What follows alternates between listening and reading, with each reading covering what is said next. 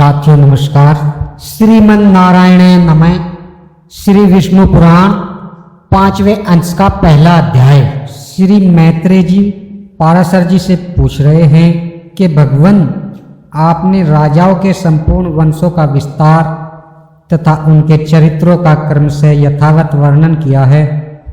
अब हे ब्रह्मऋषि, यदुकुल में जो भगवान विष्णु का अंशावतार हुआ था उसे मैं तत्वतः और विस्तार पूर्वक सुनना चाहता हूँ।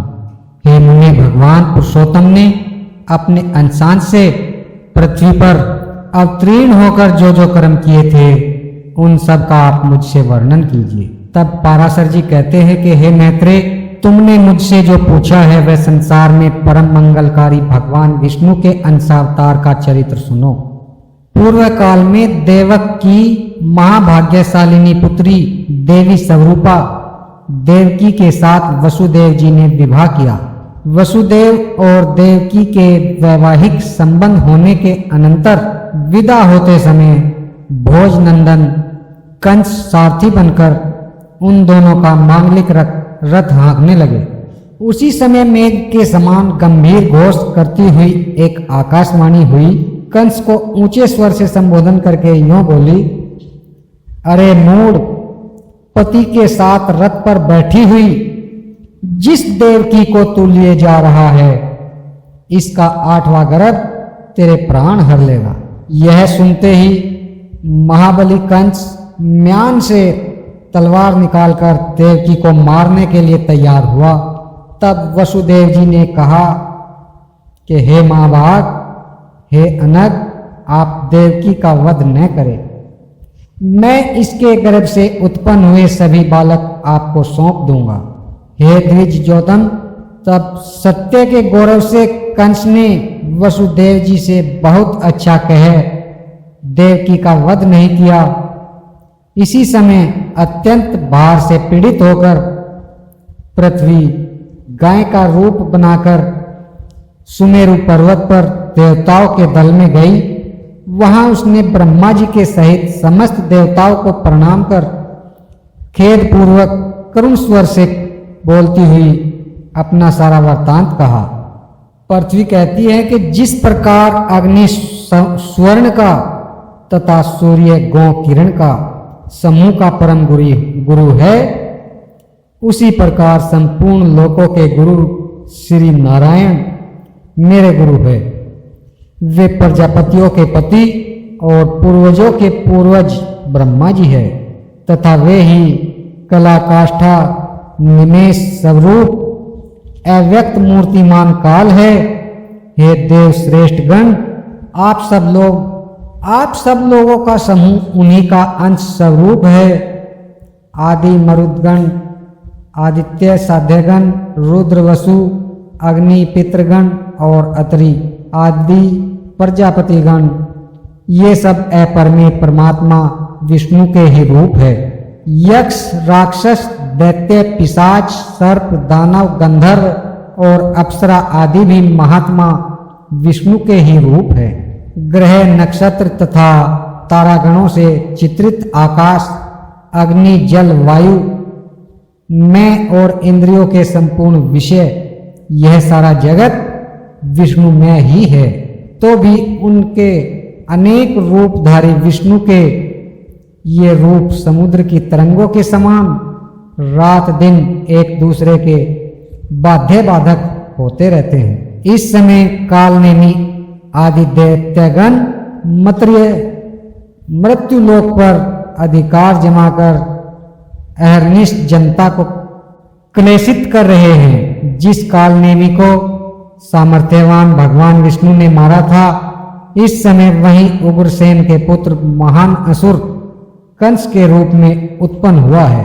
अरिष्ट, धेनुक, केसी, प्रलम, नरक, सुंद, बलि का पुत्र अति भयंकर बाणासुर तथा और भी जो महाबलवान दुरात्मा राक्षस राजाओं के घर में उत्पन्न हो गए हैं, उनकी मैं गणना नहीं कर सकती। हे दिव्य मूर्तिधारी देवगण, इस समय मेरे ऊपर महाबलवान और गर्वीले दैत्य राजों की अनेक अक्षोहिणी सेनाएं हैं। हे अमरेश्वरो, मैं आप लोगों को यह बतला देती हूँ कि अब मैं उनके अत्यंत भार से पीड़ित होकर अपने को धारण करने में सर्वथा असमर्थ हूँ। अतः हे महाभाग गण, आप लोग मेरे भार उतारने का अब कोई ऐसा उपाय कीजिए जिससे मैं अत्यंत व्याकुल होकर रसातल को न चली जाऊं। पृथ्वी के इन वाक्यों को सुनकर उसके भार उतारने के विषय में समस्त देवताओं की प्रेरणा से भगवान ब्रह्मा जी ने कहना शुरू किया, हे देवगण, पृथ्वी ने जो कुछ कहा है वह सर्वथा सत्य ही है। वास्तव में मैं शंकर और आप सब लोग नारायण रूप ही है। उनकी जो जो विभूतियां हैं उनकी परस्पर न्यूनता और अधिकता ही बाध्य तथा बाधक रूप से रहा करती है। इसलिए आओ हम सब लोग क्षीर सागर के पवित्र तट पर चले, वहां श्री हरि की आराधना कर यह संपूर्ण वृत्तांत उनसे निवेदन कर दें। वे विश्वरूप सर्वात्मा सर्वथा संसार के हित के लिए ही अपने शुद्ध सत्यवांश से अवतीर्ण होकर पृथ्वी में धर्म की स्थापना करते हैं। तो पाराशर जी कह रहे हैं कि ऐसा कहकर देवताओं के सहित पितामह ब्रह्मा जी वहां गए और एकाग्र चित्त से गरुड़ ध्वज भगवान की इस प्रकार स्तुति करने लगे कि हे देववाणी के अगोचर प्रभु, परा और अपरा ये दोनों विद्याएं आप ही है। हे नाथ, वे दोनों आप ही के मूर्त और अमूर्त रूप है। हे अत्यंत सूक्ष्म, हे विराट स्वरूप, हे सर्वज्ञ, हे सर्वज्ञ, शब्द ब्रह्मा और पर ब्रह्मा, ये दोनों आप ब्रह्मा में के ही रूप है। आप ही ऋग्वेद, यजुर्वेद, सामवेद और अथर्ववेद है तथा आप ही शिक्षा, कल्प, निरुक्त, छंद और ज्योतिष शास्त्र है। हे प्रभु, हे अधोक्षज, इतिहास, पुराण, व्याकरण, मीमांसा, न्याय और धर्मशास्त्र ये सब भी आप ही है। हे आद्यपते, जीवात्मा, परमात्मा, स्थूल सूक्ष्म देह तथा उनका कारण अव्यक्त, इन सब के विचार से युक्त जो अंतरात्मा और परमात्मा के स्वरूप का बोधक वाक्य है वह भी आपसे भिन्न नहीं है। आप अव्यक्त, अनिर्वाच्य, अचिंतनीय, नाम वर्ण से रहित, हाथ पांव तथा रूप से हीन, शुद्ध, सनातन और पर से भी पर है। आप कर्णहीन होकर भी सुनते हैं, नेत्रहीन होकर भी देखते हैं, एक होकर भी अनेक रूपों में प्रकट होते हैं, हस्त पाद आदि से रहित होकर भी बड़े वेगशाली और ग्रहण करने वाले हैं तथा सबके अवेद्य होकर भी सबको जानने वाले। हे परमात्मन, जिस धीर पुरुष की बुद्धि आपके श्रेष्ठतम रूप से पृथक और कुछ भी नहीं देखती, आपके अणु से भी अणु और दृश्य रूप को देखने वाले उस पुरुष की अत्यंतिक अज्ञान निवृत्ति हो जाती है। आप विश्व के केंद्र और त्रिभुवन के रक्षक है। संपूर्ण भूत आप ही में स्थित है तथा जो कुछ भूत भविष्यत है और अणु से भी अणु है वह सब आप प्रकृति से परे है। एकमात्र परम पुरुष आप ही हैं। आप ही चार प्रकार की अग्नि होकर संसार को तेज और विभूति दान करते हैं। हे अनंत मूर्ते, आपके नेत्र सब ओर हैं। हे धात, आप ही त्रिविक्रम अवतार में तीनों लोक में अपने तीन पग रखते हैं। हे ईश, जिस प्रकार एक ही अविकारी अग्नि विकर्त होकर नाना प्रकार से प्रज्वलित होता है, उसी प्रकार सर्वगत रूप एक आप ही अनंत रूप धारण कर लेते हैं। एकमात्र जो श्रेष्ठ परम पद है वह आप ही है। ज्ञानी पुरुष ज्ञान दृष्टि से देखे जाने योग्य आपको ही देखा करते हैं। हे परमात्मन, भूत और भविष्य जो कुछ स्वरूप है वह आपसे अतिरिक्त और कुछ भी नहीं है। आप व्यक्त और अव्यक्त स्वरूप है, समष्टि और वे सृष्टि रूप है तथा आप ही सर्वज्ञ, सर्वसाक्षी, सर्वशक्तिमान एवं संपूर्ण ज्ञान, बल और ऐश्वर्य से युक्त है। आप समस्त आवरण शून्य असहायों के पालक और संपूर्ण महाविभूतियों के आधार हैं। हे पुरुषोत्तम, आपको नमस्कार है। आप किसी कारण, अकारण अथवा कारणाकारण से शरीर ग्रहण नहीं करते, बल्कि केवल धर्म रक्षा के लिए ही करते हैं। इस प्रकार स्तुति सुनकर भगवान आज अपना विश्व रूप प्रकट करते हुए ब्रह्मा जी से प्रसन्नचित्त से कहने लगे, हे ब्राह्मण, देवताओं के सहित तुमको मुझसे जिस वस्तु की इच्छा हो वह सब कहो और उसे सिद्ध हुआ ही समझो। तब श्री हरि के उस दिव्य विश्व रूप को देखकर समस्त देवताओं के भय से विनीत हो जाने पर ब्रह्मा जी पुनः स्तुति करने लगे। ब्रह्मा जी कहते हैं, हे सहस्त्रबाहो, हे अनंत मुख एवं चरण वाले, आपको हजारों बार नमस्कार हो। हे जगत की उत्पत्ति, स्थिति और विनाश करने वाले, हे अपरमेय, आपको बारंबार नमस्कार हो। हे भगवान, आप सूक्ष्म से भी सूक्ष्म, गुरु से भी गुरु और अति बृहत् प्रमाण हैं तथा प्रधान प्रकृति का महत्व और अहंकार आदि में प्रधान भूत मूल पुरुष से भी परे हैं। हे भगवान, आप हम पर प्रसन्न होइए।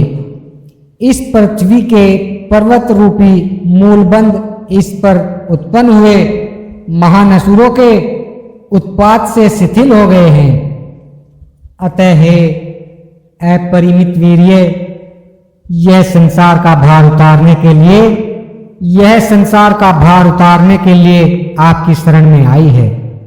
हे सूर्यनाथ, हम और यह इंद्र, अश्विनी कुमार तथा वरुण, ये रुद्रगण, वसुगण, सूर्य, वायु और अग्नि आदि अन्य समस्त देवगण यहाँ उपस्थित है। इन्हें अथवा मुझे जो कुछ करना उचित हो उन सब बातों के लिए आज्ञा कीजिए। हे ईश, आप ही की आज्ञा का पालन करते हुए हम संपूर्ण दोषों से मुक्त हो सकेंगे।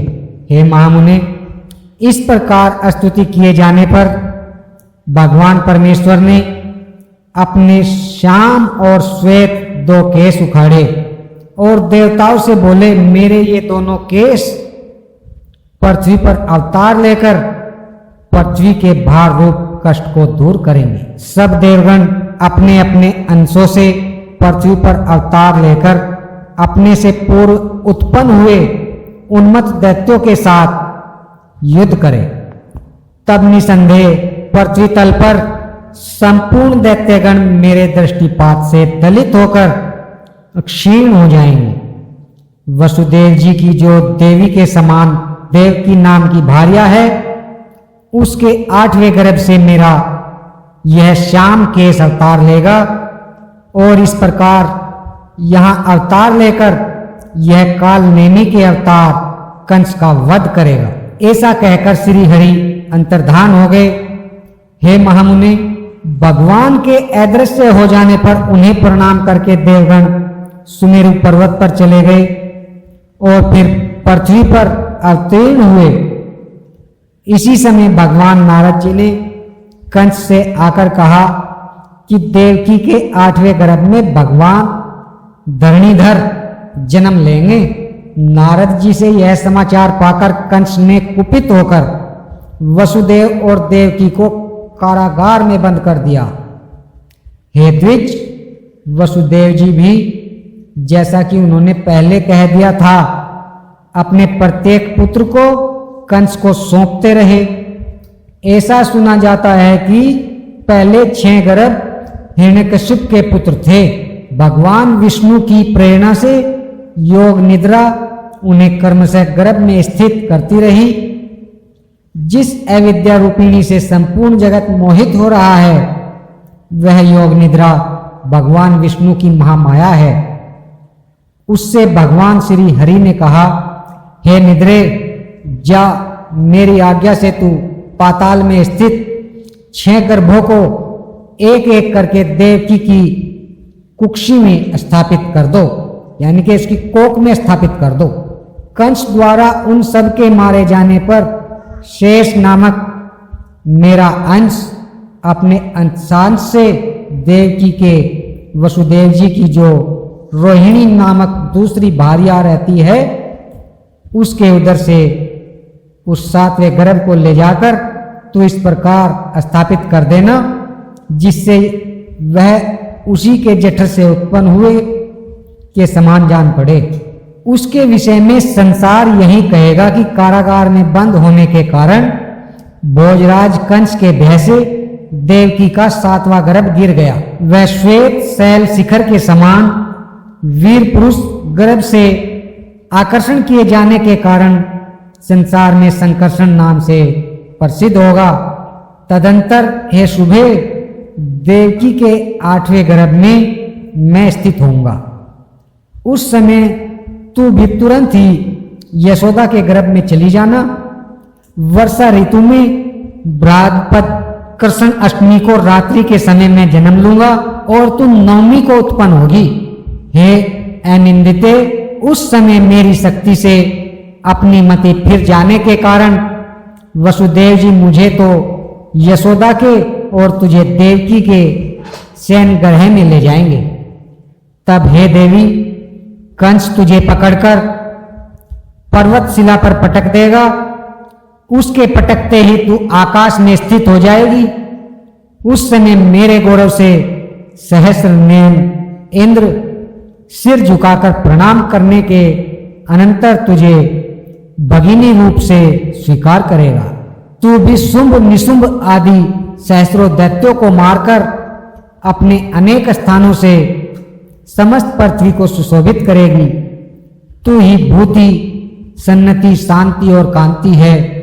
तू ही आकाश, पृथ्वी, धरती, लज्जा, पुष्टि और उषा है।